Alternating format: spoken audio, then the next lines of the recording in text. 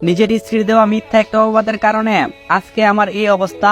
মেঝেতে পড়ে আছি রক্তাক্ত অবস্থায়। আমার নাম আবির। ওটার মতো কোনো শক্তি কাজ করছে না। সারা শরীরে প্রচুর ব্যথা নিয়ে কোনো রকম উঠে বিছানায় গা হেলিয়ে দিয়েছি। ভাবছি আপন মানুষগুলা এতটা নিষ্ঠুর কেমনে হতে পারে। আমি একটা কোম্পানিতে ছোটখাটো পোস্টে কাজ করি। চাকরির পাশাপাশি ছাত্র জীবন থেকে আমি নারী নির্যাতন ও অসহায় মানুষের জন্য কাজ করি, যেখানে 5,000 সদস্য নিঃস্বার্থে কাজ করে। আমার স্ত্রী নীলা। পারিবারিকভাবে আমাদের বিয়ে হয়েছে। বিয়ের আজ 2 বছর পূর্ণ হলো।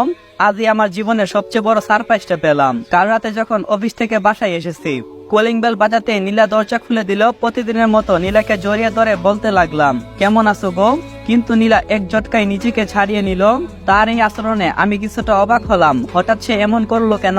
তারপর সে যা বলল তা শুনে যেন আমি অবাকের শেষ পর্যায়ে পৌঁছে গেলাম। সে বলতে লাগলো, খবরদার আমাকে স্পর্শ করবা না, তোমার এই নোংরা হাত দিয়ে আমাকে স্পর্শ করবা না।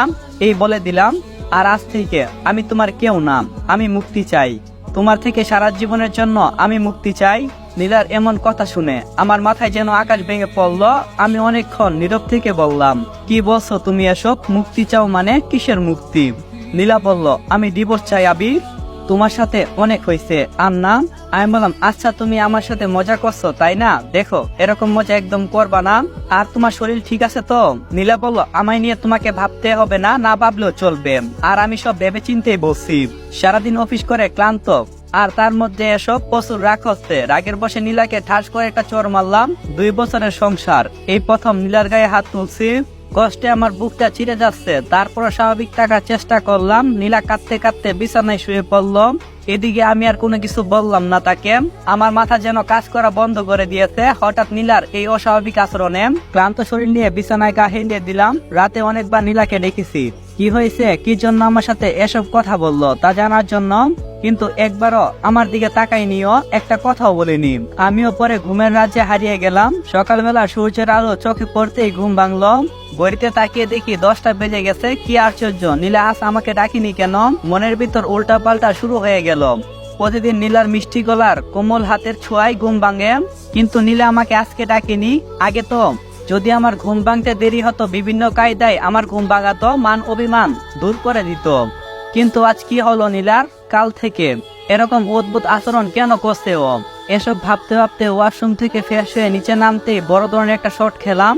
আমার শ্বশুর নীলার বড় ভাই সোফায় বসে আছে, পাশে নীলাও দাঁড়িয়ে আছে। আমাকে দেখে বলতে শুরু করে দিল, তোর মতো ছেলের কাছে বিয়ে দিয়ে আমার মেয়ের জীবনটা নষ্ট করে দিয়েছি। কি ভাবছিস তুই ও কর্ম করবি আর আমরা কোনো কিছুই জানবো না? আমি নির্বাক হয়ে দাঁড়িয়ে রইলাম। কি হচ্ছে, কি ও কর্ম করছি আমি তো কিছুই বুঝতে পারছি না। নীলা নীরবে চোখে জল ফেলছে। এরই মধ্যে নীলার বড় ভাই বলতে লাগলো, বাবা এসব ছোট লোকদের সাথে কথা না বলে হাত পা ভেঙে দেওয়াই উচিত। এই কথাটা বলতে দেরি হলেও আমার গায়ে থাপ্পড় দিতে দেরি করলো না। থাপ্পড়টা অনেক জোরে মারার কারণে আমি তাল সামলাতে পারলাম না, মেঝেতে পড়ে গেলাম। আমি পড়ে যেতে নীলার ভাই আমার গলা টেনে ধরেন আর আমাকে তুলেই 4-5টা ঘুষি মারলাম। তারপর সজোরে একটা ধাক্কা দেই। আমি গিয়ে কাচের টেবিলের উপরে পড়ি। কাচের টেবিলটা টুকরো টুকরো হয়ে গেছে ভেঙে। অসংখ্য কাচ আমার শরীরে যেন ঢুকে পড়ছে।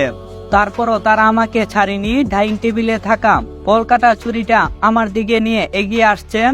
তাই দেখে নীলা বাধা দেই আর বলে, থাক ভাইয়া, যথেষ্ট হয়েছে, আর না, এখন বাড়ি চলো। আমার শ্বশুর যাওয়ার আগে বলে গেলেন, লীলার জন্য আজ তুই বেঁচে গেলি, ডিভোর্স পেপার পাঠিয়ে দেব, সাইন করে দিস। আর হ্যাঁ, আমাদের বাড়িতে নীলার উদ্দেশ্যে ভুলেও পা বাড়াবি না।